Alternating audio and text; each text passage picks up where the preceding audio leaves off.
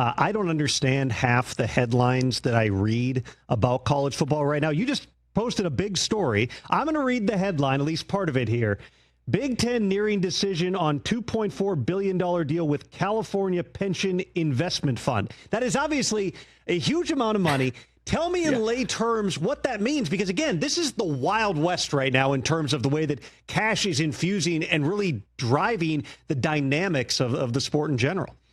Yeah, I mean, college sports, specifically college football and major college basketball, is sort of evolving into a professional entity, sort of a quasi-professional entity. I always say that college athletics is in this purgatory, right? It's moving away from amateurism, where it was for so long, and it's being pulled, right, toward professionalism. And so it's sort of caught in this middle ground, right? There's no collective bargaining agreements or anything like that. There's no employment.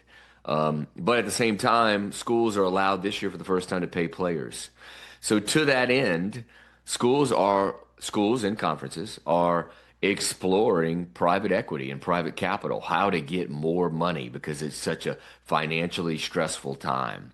And mainly it's stressful for a few reasons, Tom, right? They spend a lot of money on coaching salaries, and they lose a lot of money on all their Olympic sports, right? So those two things are starting to cause this financial stress when now you have to pay $20 million to mostly football and basketball athletes in revenue share. So everybody's exploring this private equity, private capital, and the Big Ten has found potentially our first big landmark a private capital site sort of deal, right?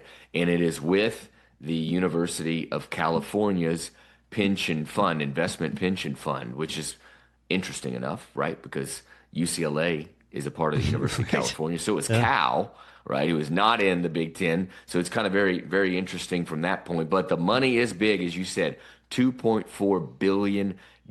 So basically, the investment fund is going to give the Big Ten an immediate cash infusion of $2.4 billion. That will be spread and distributed unevenly to the schools in a one-time payment. And it'll also be used to create sort of a private, for-profit business entity called Big Ten Enterprises. And that's kind of what it's bought into, the investment fund. It's bought 10% of this new private entity that one day, Tom, might just pay college football players as employees.